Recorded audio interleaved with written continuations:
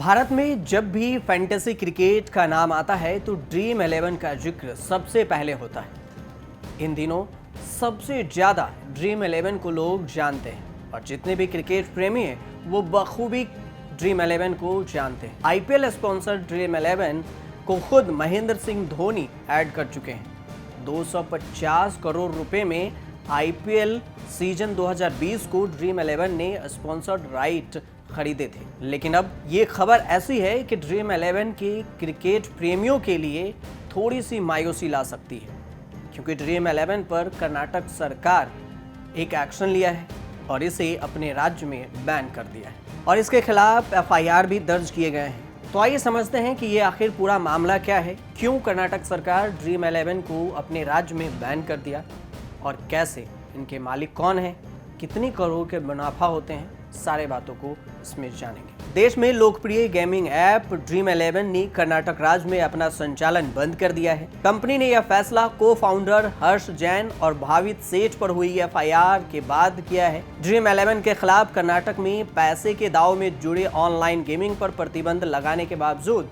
अपना fantasy sports app चलाने के लिए एक एफआईआर दर्ज की गई। कर्नाटक में सट्टेबाजी, दाव लगाने और पैसे को जोखिम में डालने से जुड़े ऑनलाइन गेम पर प्रतिबंध इसी हफ्ते लागू हुआ है। आखिर कर्नाटक में ड्रीम 11 को क्यों बैन किया गया, कंपनी इस पर क्या कह रही है और कर्नाटक सरकार का क्या कहना है, क्यों इसको ड्रीम 11 को कर्नाटक में बैन किया गया, इसके बारे में भी जानकारी लेते हैं। दरअसल 5 अक्टूबर को कर्नाटक सरकार ने राज्य में नए कानून को मंजूरी दी है। इस कानून के तहत कर्नाटक में ऑनलाइन जुए, सट्टे से जुड़े सभी ऐप के इस्तेमाल पर प्रतिबंध लगाया गया है। इसके अलावा पैसे के जोखिम से संबंधित अन्य ऐप पर भी रोक लगाई गई है। लेकिन कंपनी पर आरोप है कि इस नए कानून की मंजूरी और रोक के बाद भी ड्रीम 11 ऐप बंद नहीं किए और ऐप चालू रहा। इसके बाद 9 अक्टूबर को 42 वर्षीय एक कैब ड्राइवर मंजूनाथ ने बेंगलुरु के अन्नपूर्णेश्वरी पुलिस स्टेशन में इस ऐप के चालू रहने का आरोप लगाया था।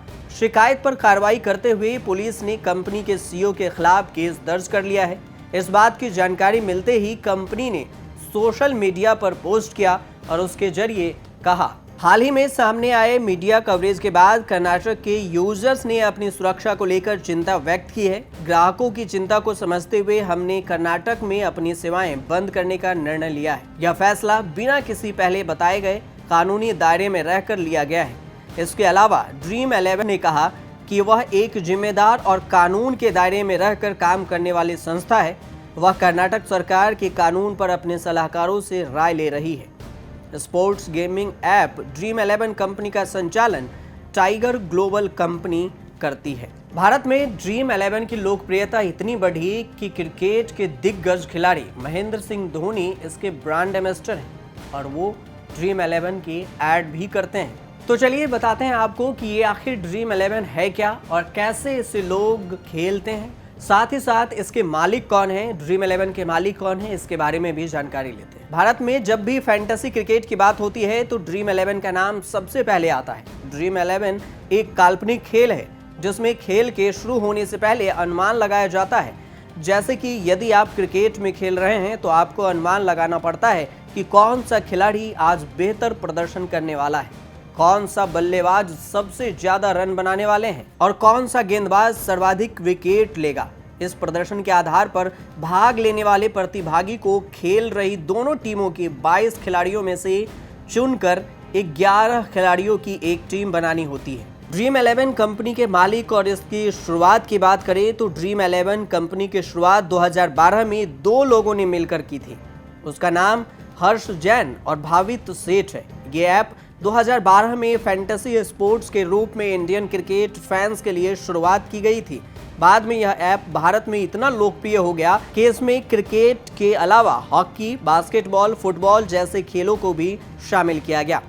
वित्त वर्ष 2018-19 में ड्रीम 11 इंडिया ने 800 करोड़ रुपए का रेवेन्यू दर्ज किया, जो एक साल पहले 230 करोड़ रुपए था। ड्रीम 11 के निवेशकों में चीन के इंटरनेट दिग्गज टेंसेंट भी शामिल है, जिसने साल 2008 में $10 करोड़ लगाए थे। तो वहीं बॉम्बे हाई कोर्ट ने फैंटेसी गेम को सट्टे और जुए के दायरे से बाहर रखा है, क्योंकि इनमें टीमों का जितना जरूरी नहीं होता। साल 2018 में कंपनी ने महेंद्र सिंह धोनी को अपना नया ब्रांड एम्बेसडर बनाया, साथ ही पहली फैंटेसी हॉकी लॉन्च की। 2019 में इसकी संख्या 7 करोड़ पहुंच गई।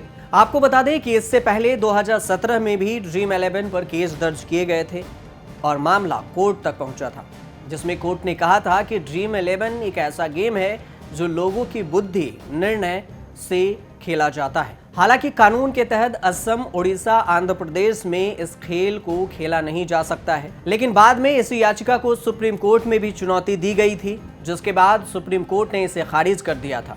सुप्रीम कोर्ट के उस फैसले के बाद ड्रीम 11 ने पूरे देश में अपना खेल ड्रीम 11 ऐप को चालू करने का निर्णय किया और लोगों के बीच में आज ये काफ़ी लोकप्रिय है। लेकिन एक बार फिर से कर्नाटक में यह मामला गर्म हो गया है। तो ऐसा भी माना जा सकता है कि क्या ड्रीम 11 पर किसी और राज्य में संकट आ सकती है। देखते रहिए न्यूज़ तक।